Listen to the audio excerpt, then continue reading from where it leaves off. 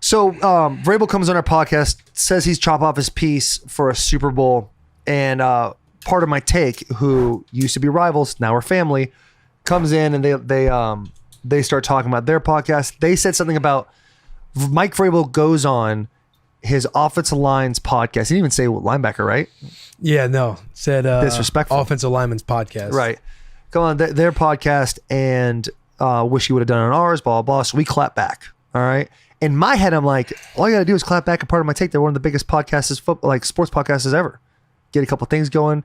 Might work out for the boys. Long story short, it did. Chess versus checkers. Big Cat comes out of nowhere and he goes, I knew what you fuckers were doing the whole time, which I don't believe. He said that? Yeah, he goes, I knew what you guys were trying to do when you guys were coming at us. That's not true. That's not true. You were just chirping them because they said offensive lineman's podcast.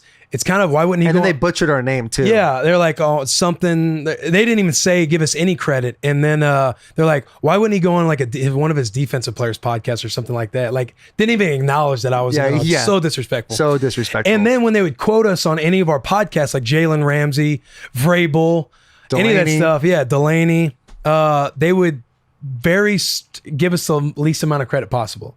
It'd be like a Barstool post with no like reference of Bussin with the boys. So it was just like, we're just going to chirp back.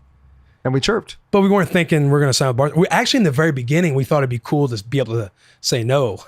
Yeah. But we sold the fuck out. We sold out, baby. We sold the fuck out. We partnered with the fucking best.